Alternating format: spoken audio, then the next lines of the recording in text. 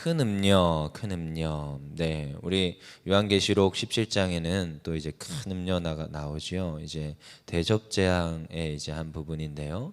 여러분 이제 재앙이 반복된다고 했습니다. 그래서 재앙이 반복되면 뭐 이렇게 보다 보면은 이제 좀 왜 이렇게 혼내시는 것 같고 왜 이렇게 멸망만 말하는 것 같고 좀 마음이 어렵지만 여러분 다 무슨 말이냐? 반복적인 거예요. 그래서 말세에 완성하는 어떠한 그 지금 심판의 그 완성에 대해서 우리에게 지속적으로 반복적으로 알려주고 있는 겁니다. 그래서 반드시 여러분 심판은 있다 없다 있습니다. 근데요 여러분 심판과 구원의 날은 같이 옵니다. 누군가에게는 멸망과 심판의 날이요 누군가에는 기쁨과 천국 잔치에 들어가는 날입니다. 그래서 누군가에게 그 심판이라면 저희에게는 천국 잔치에 들어가는 날. 그래서 그날이 우리에겐 또한 소망이 되고요. 그렇지만 지금 이들이 무너진다는 거예요. 이거를 우리가 잘 보면서 제가 오늘은 요한계시록 1절부터 이제 17장 1절부터 읽는 게 아니라 9절부터 읽었어요. 근데 1절부터 8절까지 보니까 사실 12장 내용이랑 비슷합니다.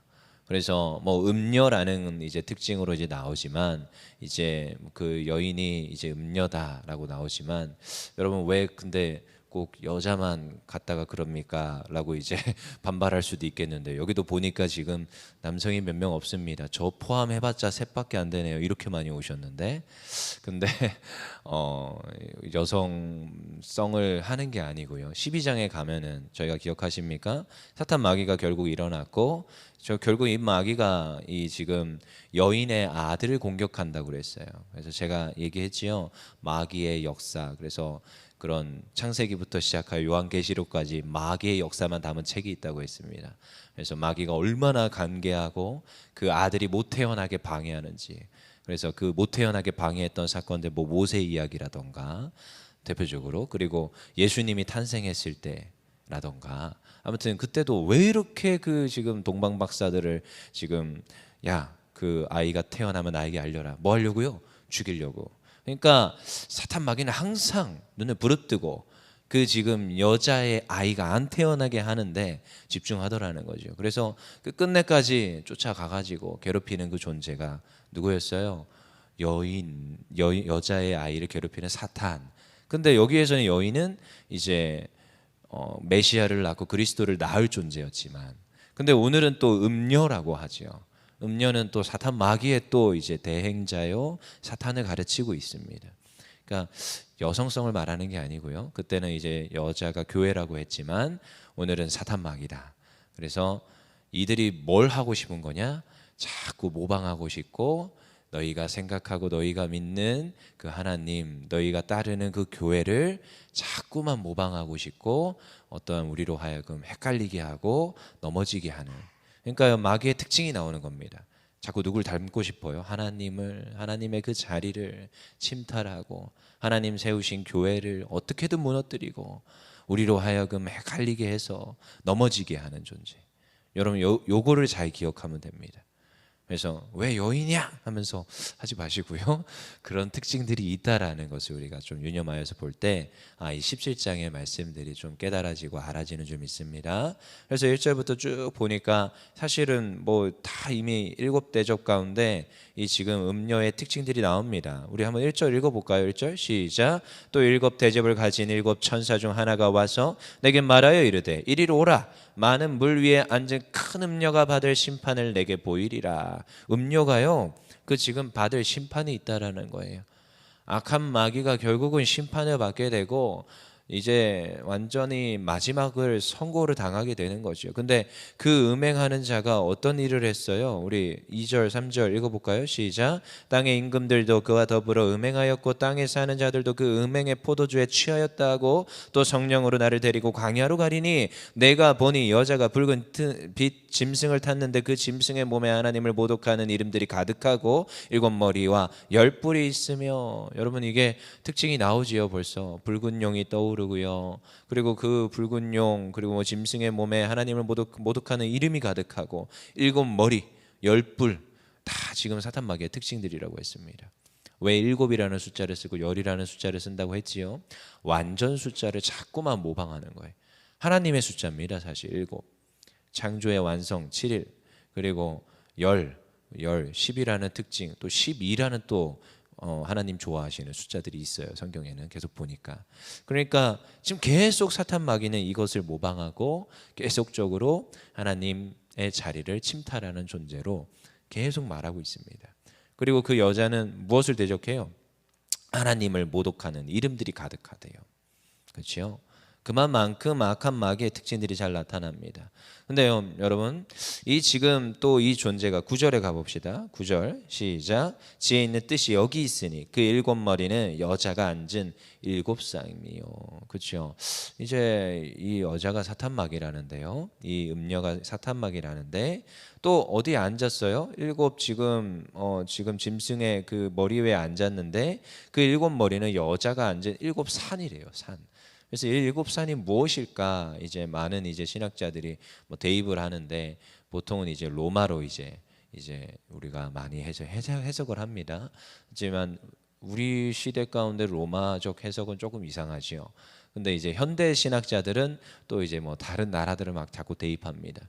그래서 뭐 여러분들이 좀 쉽게 접할 수 있는 어떤 영상 매체들을 보면은 어떤 나라들이 또 여기다 다 대입을 다 해놨습니다. 여러분 그런 거는 올바른 해석이다, 틀린 해석이다, 틀린 해석입니다. 여러분 그런 거에 넘어가고 저 나라는 제가 요한계시록을 보고 강해를 들어보니까 저 나라가 그 나라예요. 음녀의 그 산이요 하면서 막 여러분 그러면 틀린 겁니다. 저는 이 성경을 그렇게 끼워 맞출 수 없다고 봅니다. 특히 묵시록은 그렇게 해석해서도 안 되고 그래서 그렇게 해석하는 게 너무 재미있고 사실은 또 뭔가 나의 어떤 이런 성경을 아는 지식의 갈증을 해결해 주는 듯합니다. 여러분 그게 유혹입니다. 성경에서 그렇게 얘기를 안 하잖아요. 지난 우리 수요 말씀 때도 보았지요. 큐티 하는 방법 중에 큐티를 하는 성경의 구절들을 해석할 때 여러분 평신도들도 다 해석할 수 있어야 됩니다. 이 말씀들을 대입할 수 있고 적용할 수 있어야 됩니다. 그렇지만 묵시록은 조심하셔야 됩니다. 왜요? 대입되는 그러니까 성경은 성경으로 해석하래요. 근데요 성경이 스스로 해석을 안 해주는데 여러분 그걸 내가 억지로 대입을 하면 그건 잘못된 해석입니다. 항상 조심하셔야 됩니다. 그래서 이런 거에서 잘못된 해석이 되게 많이 나와요. 많은 부분은 굉장히 맞는 것 같이 가지만 여기다 살짝 끼워 넣습니다. 나는 이렇게 생각합니다. 요즘 신학자들은 이렇게 해석합니다. 너무 재미있고 너무 바른 해석인 것 같죠. 근데 웬만하면 안 하는 게 좋습니다. 뭐 요즘 전쟁 아직도 하잖아요. 그러면은 저희가 뉴스 매체만 딱 봐도 그 전쟁을 지금 일으킨 나라 얼마나 악해 보입니까? 근데 그렇게 또 끼워 넣기 하면 안 된다는 거예요. 뭐 우리나라에서 우리 지금 전 세계 가운데 세계 강국이 몇 개나 됩니까? 손에 꼽을 수 있잖아요. 거기다 또 다 대입을 시키는 거예요. 근데 그게 맞는 해석인지는 전 잘 모르겠습니다. 항상 조심하셔야 됩니다. 10절 읽어보겠습니다. 시작. 또 일곱 왕이라 다섯은 망하였고 하나는 있고 다른 하나는 아직 이르지 아니하였으나 이르면 반드시 잠시 동안 머무리리라. 그 왕들도 얼마나 재밌습니까? 로마의 왕들을 또 다 대입을 합니다. 현대 신학자들은 또 누구 대통령들을 다 대입을 합니다. 얼마나 재밌는지. 여러분 그렇게 하면 안 됩니다. 모르는 겁니다. 시대마다 그래서 하나님의 말씀은 신비하고 오묘한 거예요. 2000년에 선포된 말씀이 지금도 적용이 될 수가 있다라는 것. 그런데 여러분 2000년이 이제 지났고 앞으로 1000년이 지났는데도 하나님의 말씀은 진리여서 그때도 적용이 될 수 있습니다. 그럼 그때 가서 반성할 겁니까? 내가 그때 그렇게 해석했는데 물론 1000년을 살 사람도 없겠지만 근데 지금 누군가 기록을 해놨다고 칩시다. 근데 1000년 후에 그 서적이 물론 그때도 예수님이 아직 안 임했을지 모르겠습니다. 그렇지만 그 서적이 이건 잘못됐네 또 이런다면 여러분 그러니까 항상 이 해석에 있어서 우리는 성경이 성경을 해석할 수 있도록 그래서 요한계시록을 꼭 볼 때는 다니엘서도 봐야 되고요 에스겔도 봐야 됩니다. 같은 묵시문학들을 잘 살펴보면서 이 묵시문학에서 이렇게 비유했구나. 그래서 12장 볼 때도 우리가 다니엘서에 있었던 그 지금 똑같은 기록 그래서 사탄 마귀를 나타내는 어떤 사자의 모양을 가지고 있고 그런 모습들을 우리가 봐야 된다고 했어요. 그래서 같이 대입이 될 때 이건 사탄이구나 이렇게 바로 해석이 되는 겁니다. 자, 11절 읽어보겠습니다. 시작. 전에 있었다가 지금 없어진 짐승은 여덟째 왕이요 일곱 중에 속한 자라. 그가 멸망으로 들어가리라. 이 왕들에 대해서 계속 말하는데 무슨 왕인지는 모르겠습니다. 하지만 어쨌든 하나님의 나라를 대적하며 하나님을 여전히 따르는 그 백성들을 괴롭히고 핍박하고 그런 존재들이 사탄 마귀고 그런 나라와 왕들이 일어날 것입니다. 로마 시대 때 있었습니다. 그냥 예수 믿는다는 이유로 저들은 피를 마시고 저들은 살을 먹는 이들이다. 뱀파이어 같다 꼭 하면서 그들을 불태워라. 그들을 십자가에 못 박으라. 그들을 나무 장대 위에 달아서 거기에 기름을 붓고 불을 붙였습니다. 그래서 로마 곳곳에서 횃불이 텄는데 횃불이 아니고 사람 횃불이에요. 사람 횃불. 그런 곳을 바울이 지나다니는 거예요. 그러한 일들이 로마 시대 때 수없이 있었지요. 물론 313년 기준으로 니케아 공의회가 이루어지고 결국 우리가 로마에서 기독교로 완전히 공인이 되고 나서는 핍박이 좀 사라지고 나중에 이제 계속적으로 기독교가 부흥하고 장성하게 되는 일들이 있어요. 근데 또 기독교가 또 잘 되니까 여러분 초대 그 가톨릭 그래서 초대를 지나 중세로 가면서 얼마나 타락을 합니까? 이런 초대 때 막 카노사이 굴욕 뭐 이런 것들이 있어요. 그래서 황제가 그 가톨릭 그 교황 앞에 와서 무릎 꿇게 되고 막 그래요. 그 정도로 그 교권이 하늘을 찌를 듯. 그래서 황제 위에 교황 뭐 이렇게 또 갑니다. 세계 역사를 보면. 그러니까 핍박이 하나님의 뜻인지 잘 되게 하는 게 또 하나님의 뜻인지는 역사를 보면서 또 반성하게 되고 돌아보게 되지만 오늘은 뭐예요? 지금 왕들이 대적하더라는 거예요. 그들은 한 뜻을 가져요. 13절 읽어보겠습니다. 시작. 그들이 한 뜻을 가지고 자기의 능력과 권세를 짐승에게 주더라. 무슨 뜻이 있어요? 어쨌든 하나님을 따르는 백성들, 하나님의 교회를 침탈하고 핍박하고 그들로 하여금 날마다 이 신앙생활 못하게 하고 유혹하고 넘어지게 하고. 그래서요 특징이지요. 어제도 우리 담임 목사님 통화에서 선포된 주일의 선포의 말씀 가운데 여러분 쭉정이의 역할이 있댔어요. 쭉정이의 역할입니다. 저도 농사는 안 지어봐서 모르겠습니다. 그렇지만요 쭉정이는요 알고 그 맺지를 못하게 벼의 양분을 뺏어갑니다. 그리고 자기가 뽑혔을 때 나만 죽지 아니하리라. 누구도 같이 죽자. 열매 맺는 벼에 지금 벼를 열심히 뽑힐 수 있도록 엉키고 설켜서 나만 안 뽑혀요. 너도 죽자 같이. 이게 특징이에요. 그래서 저도 아이들에게 늘 할 때 뭐 귀신 이야기 잘 안 하지만 꼭 사탄 마귀는 물귀신 같다 이렇게 말을 합니다. 나만 죽기 싫어요. 사탄 마귀의 때는요 이미 선포가 됐어요. 너희들은 어차피 지옥 가야 돼요.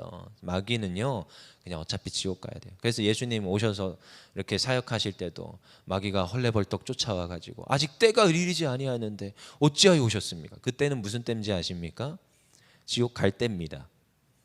그들은 이미 선포가 됐어요. 그래서 한 학생이 굉장히 긍휼하고 인내하신 하나님을 너무 좋아하는 한 학생이 저한테 와서 물어요. 목사님 마귀도 기회가 주어지면 안 됩니까? 그들도 구원받으면 안 됩니까? 이러더라고요. 여러분 성경에서는 마귀의 심판은 정해진 거예요. 그렇지만 하나님 사랑하는 인간, 하나님의 형상을 닮은 사람은 여러분 기회가 아직 남아있는 거죠. 그때 마지막 종말의 때까지 하나님 참고 인내하시며 기회를 주시는 거예요. 예수 믿고 돌아오기를 원하는 거예요. 근데 마귀는 나 혼자만 죽기 싫어. 같이 죽자예요. 같이 죽자.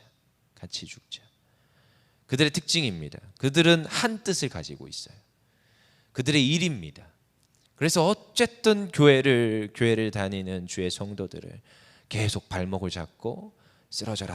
왜 쓰러지라 하나? 니만 죽지 왜 나도 같이 죽어? 근데 그들의 일이에요. 그들의 일. 그들이 한 뜻을 가져서 날마다 하나님 따르는 백성을 넘어지게 합니다. 14절 읽어보겠습니다. 시작. 그들이 어린 양과 더불어 싸우려니와 어린 양은 만주해 주시오 만왕의 왕이심으로 그들을 이기실 터이요 또 그와 함께 있는 자들 곧 부르심을 받고 택하심을 받은 진실한 자들도 이기리로다. 아멘. 이 말씀이 소망이 됩니다. 여러분, 대접의 이러한 재앙과 지금 나팔의 재앙과 재앙의 말씀들이 선포될 때 우리는 착각을 합니다. 하나님 심판의 하나님, 하나님 무서운 하나님, 하나님 왜 이렇게 음녀와 왜 이렇게 용을 들어가지고 왜 이렇게 우리를 못 살게 구는지, 하나님 무서운 하나님. 아니에요. 하나님 승리의 하나님, 하나님 이미 이기신 하나님. 그 하나님이 저희에게 말씀하십니다. 심판의 때는 구원의 때라. 너희들은 승전의 그 선포가 있을 때에 내 옆에서 함께 그 승전을 누리리라는 거예요. 오늘 말씀하고 있습니다. 무엇이라 말합니까? 어린 양과 더불어 싸우려니와 어린 양은 만주의 주시오 만왕의 왕이시오 그들을 이기실 터이요. 이긴다는 거예요. 그리고 이미 이기셨고요, 이기게 될 겁니다. 여러분, 그래서 우리가 신앙인들이 가져야 될 확신, 여러 가지 확신이 있습니다. 구원의 확신, 기도 응답의 확신, 인도하심의 확신. 근데 전 제일 좋아하는 게 있어요. 승리의 확신. 이겨요. 승리는 이미 선포됐어요. 사탄 마귀는 이빨이 빠졌고 발톱도 빠졌고 손톱도 빠졌고 다 빠졌어요. 우리를 그냥 단지 위협할 것뿐입니다. 그들은 우리의 대적이 될 수 없습니다. 대적하면 떠나가는 거예요. 예수 이름으로 명하노니 떠나가라 하면 떠나가는 줄 믿습니다. 이게 우리 그리스도인들에게, 예수 그리스도의 제자들에게 주신 승리의 선포인 줄 믿습니다. 우리 15절 읽어보겠습니다. 시작. 또 천사가 내게 말하되 내가 본 바 음녀가 앉아있는 물은 백성과 무리와 열국과 방언들이라. 16절 시작. 내가 본 바 이 열불과 짐승은 음녀를 미워하여 망하게 하고 벌거벗게 하고 그의 살을 먹고 불로 아주 사르리라. 승리하게 하시는데 여러분들이 나가 싸울 필요도 없어요. 그들끼리 싸우고 그들끼리 지리멸멸하고 그들끼리 망하게 됩니다. 그래서 여러분, 우리 그리스도인들은 사실 저도 이전에는 이렇게 운동도 하고 그랬어요. 왜냐하면 학교를 지키고 싶었고, 그리고 또한 제가 그 자리에 쓴 이유와 목적이 있을 거라 생각해서 때는 그럴 때도 있었습니다. 근데 여러분, 저는 항상 마음에 그런 마음이 있어요. 어떤 문제가 있고요, 어려움이 와요. 여러분, 제가 나가서 해결할 수도 있겠지만, 젊은 혈기에 나가서 피켓 들 수도 있겠지만, 여러분 그것만이 옳다고 생각 안 합니다. 전 제 마음에 하나님이 하시겠다는 확신이 있어요. 여러분, 주변에 수없이 우리를 핍박하고 괴롭히는 악한 마귀의 권세와 그 전쟁들이 도사리고 여전히 지금도 일어나고 있고 그 상황 가운데 있는 성도들이 있습니다. 하지만 여러분, 전쟁은 하나님께 속한 것이니 하나님께 맡겨드릴 때 하나님 일하시는 줄 믿습니다. 여러분, 성도가 핍박을 당합니다. 그건 어쩔 수가 없습니다. 어떤 성도님이 이제 신앙생활 얼마 안 했는데 저한테 물어봤어요. 목사님, 제가 예수 잘 믿겠다고 했는데 왜 이렇게 우리 엄마가 괴롭히고 핍박하고 교회 못 가게 하고, 왜 우리 이렇게 남편이 핍박하고 교회 못 가게 하고 왜 이럽니까? 그러더라고요. 성경 구절을 찾아줬습니다. 예수 믿었더니 어머니가 대적하고, 여러분 성경에 있어요. 다 있어요. 왜 그렇게, 근데 여러분 예수 제대로 믿기로 하면 어쩔 수가 없습니다. 핍박은 자연적으로 찾아옵니다. 근데 그때 내가 어떻게 대적을 합니까? 나의 부모를, 내 사랑하는 이를. 여러분, 기도밖에 안 돼요. 분명히 저 뒤에서 이간질하고 넘어지게 하는 존재가 보이는데 어떻게 할 수가 없어요. 근데 그때는요, 기도해야 됩니다. 많은 부분, 하나님, 전쟁은 하나님께 속한 것이니 하나님 도와주세요. 그럴 때 신기합니다. 바로 해결은 안 됩니다. 여러분 경험상 보니까요. 그렇지만 시간이 지나면서 오히려 제가 기도하면 마음의 평안함이 임하고, 내가 자세가 달라집니다. 하나님이 하실 것 같아. 그 평안함과 샬롬이 임하는데 그냥 가서 태도가 달라져요. 집에서 내 사랑하는 이들을 대하는 태도가 달라지고, 그들에게 오히려 주의 말씀을 담대히 선포하게 되고, 근데 너무나도 신비한 것, 내가 그렇게 하기 시작하니까 그 가정이 변화되고 사람들이 변화되고 하나님이 일하기 시작하더라고요. 여러분, 이 원리를 삶에서 체험하고 경험하게 됩니다. 여러분, 전쟁은 누구께 속한 것이니? 하나님께 속한 것이니. 17절 18절 읽고 마치겠습니다. 시작. 이는 하나님이 자기 뜻대로 할 마음을 그들에게 주사 한 뜻을 이루게 하시고 그들의 나라를 그 짐승에게 주게 하시되 하나님의 말씀이 응하기까지 하심이라. 또 내가 본 그 여자는 땅의 왕들을 다스리는 큰 성이라 하더라. 그들은 여전히 우리를 핍박하고 괴롭히고 여전히 그리스도인들을 계속적으로 핍박할지라도 여러분, 승리는 누구의 것이다? 하나님의 백성들, 하나님의 것인 줄 믿습니다. 오늘도 이것을 확신하며 오늘도 하나님께 기도하며 달려가는 우리 모두 되기를 원합니다. 기도하겠습니다. 사랑의 하나님.